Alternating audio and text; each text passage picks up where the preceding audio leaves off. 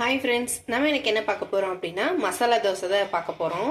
அதுக்கு ஃபஸ்ட்டு தோசை மாவு எடுத்து வச்சுருக்கேன். நெக்ஸ்ட்டு அதுக்கான மசாலாவை ரெடி பண்ணலாம். ஸோ ஒரு பேன் எடுத்து வச்சுருக்கோம். பேன் சூடானது ஆயில் ஆட் பண்ணலாம். ஆயில் ஆட் பண்ணதும் கடுகு, கடலைப்பருப்பு, கடுகு பொரிஞ்சதும் ஆனியன், கருவேப்பிலை, பச்சை மிளகாய் இது கொஞ்சம் வதங்கட்டும். இது ஃபுல்லாகவும் வதக்கிடக்கூடாது. கொஞ்சமாக லைட்டாக வதங்கினதும் வாட்டர் ஆட் பண்ணிடணும். ஸோ இப்போ இந்த ஸ்டேஜில் மஞ்சத்தூள் போட்டதுமே தக்காளி ஆட் பண்ணிவிட்டு வாட்டர் ஆட் பண்ணிடணும் கொஞ்சமாக.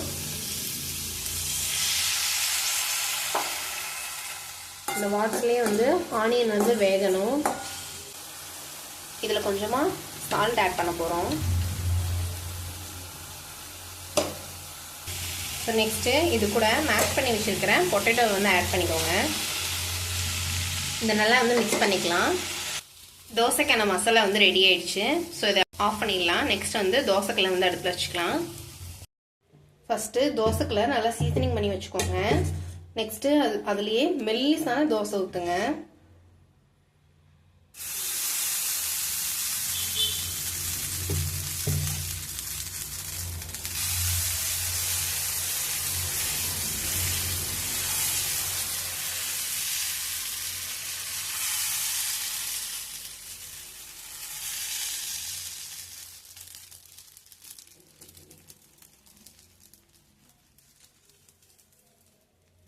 Dosa ஊற்றினதுக்கப்புறம் next oil,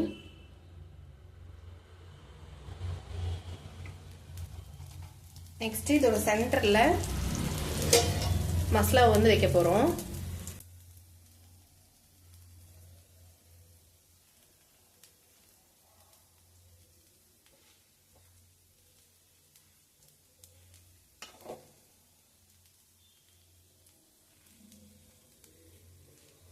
masala apply பண்ணதுக்கப்புறம் தோசை கொஞ்சம் வேகணும். நான் இன்னைக்கு கடையெல்லாம் கொடுக்குற மாதிரி ட்ரையாங்கிள் ஷேப்பில் மடிக்க போகிறேன். அதனால் சென்டரில் இப்படி வச்சுருக்கேன். இப்போ இந்த தோசையை ஃபோல்ட் பண்ணலாம்.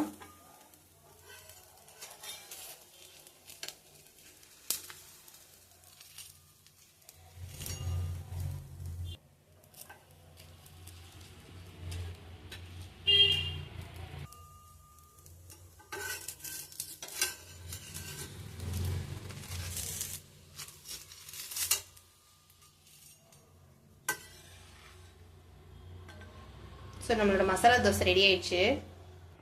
இதுக்கு ஒரு பெஸ்ட் காம்பினேஷன் பார்த்துக்கிட்டிங்கன்னா சாம்பாரும் தேங்காய் சட்னியும் தான்.